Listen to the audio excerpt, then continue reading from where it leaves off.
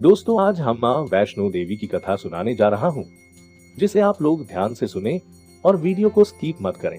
माँ वैष्णो देवी की कथा सुनने से आपका और पूरे परिवार का मनोकामना पूरा होगा। तो हम लोग चलते हैं माँ की कथा की ओर। माँ वैष्णो देवी का विश्व प्रसिद्ध और प्राचीन मंदिर है, और जो कि भारतीय राज्य जम्मू कश्मीर के जम्मू क्षेत्र में कटरा नगर के समीप की पहाड़ियों पर स्थित है। इन पहाड़ियों को त्रिकुटा पहाड़ी कहते हैं। यहीं पर लगभग 5200 फीट की ऊंचाई पर यह मंदिर स्थित है। आइए माता रानी का मंदिर का इतिहास और इसका महत्व जानते हैं। माता वैष्णो का गुफा मंदिर काफी प्राचीन है। माना जाता है कि माता वैष्णो देवी ने त्रेतायुग में माता पार्वती, सरस्वती और लक्ष्मी के रूप में मानव जाति के कल्याण के लिए एक सुंदर राजकुमारी के रूप में अवतार लिया था। वह त्रिकुटा पर्वत पर गुफा में तपस्या की थी। जब समय आया, उनका शरीर 3 दिव्य ऊर्जाओं के सूक्ष्म रूप में विलीन हो गया, महाकाली, महालक्ष्मी और महासरस्वती। माँ की कथा को उनके भक्त श्रीधर से जोड़कर भी देखा जाता है। 700 वर्ष से भी अधिक समय पहले कटरा से कुछ दूरी पर स्थित हंसाली गांव में माँ वैष्णवी के परम भक्त श्रीधर रहते थे। उसे संतान नहीं था और गरीब थे, लेकिन वे सोचा करते थे कि एक दिन वे माता का भंडारा रखेंगे।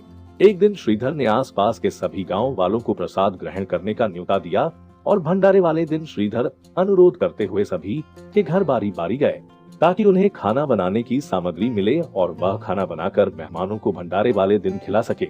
जितने लोगों ने उनकी मदद की वह काफी नहीं थी, क्योंकि मेहमान बहुत ज्यादा थे। वह सोच रहे थे, इतने कम सामान के साथ भंडारा कैसे होगा। भंडारे के एक दिन पहले श्रीधर एक पल के लिए भी सो नहीं पा रहे थे, ये सोचकर कि वह मेहमानों को भोजन कैसे करा सकेंगे। वह सुबह तक समस्याओं से घिरे हुए थे, और बस उसे अब देवी माँ से ही आस थी।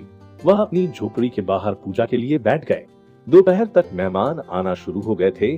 श्रीधर को पूजा करते देख सभी लोग श्रीधर की छोटी सी कुटिया में आसानी से बैठ गए। श्रीधर ने अपनी आंखें खोली और सोचा कि सभी को भोजन कैसे कराएंगे।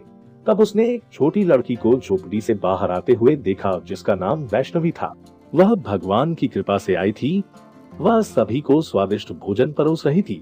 भंडारे में भैरवनाथ भी आकर बैठ गए थे, जो कन्या को अलौकिक शक्ति जानकर उन्हें अपने वश में करना चाहते थे। माता जब उन्हें भोजन परोसने लगी तो वे बोले, मैं ये नहीं खाता, मुझे मांस चाहिए। वहाँ पर माता की रक्षा करने के लिए ब्राह्मण रूप में हनुमान जी भी मौजूद थे। माता ने भैरवनाथ के मन की इच्छा जान ली, और वह वहाँ से गायब होकर त्रिकूट पर्वत पर एक गुफा में चली गई।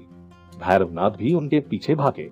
बाद में गुफा के बाहर हनुमान जी और भैरवनाथ में युद्ध हुआ, और अंत में 9 माह बाद जब माता तपस्या करके गुफा के बाहर निकली तो उन्होंने काली रूप धारण करके भैरवनाथ का सिर काट दिया। उसी पहाड़ी पर श्रीधर अपने परिवार के साथ पहुंचकर माता की तपस्या करने लगे। माता ने प्रकट होकर श्रीधर को 4 संतान होने का आशीर्वाद दिया और गुफा के बारे में बताया। श्रीधर एक बार फिर खुश हो गए और माँ की गुफा की तलाश में निकल पड़े, और कुछ दिनों बाद उन्हें वह गुफा मिल गई। तभी से वहाँ पर माता के दर्शन के लिए श्रद्धालु जाने लगे। त्रिकुटा की पहाड़ियों पर स्थित एक गुफा में माता वैष्णो देवी की स्वयंभू 3 मूर्तियां हैं।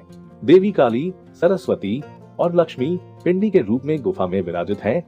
इन तीनों पिंडियों के सम्मिलित रूप को वैष्णो देवी माता कहा जाता है।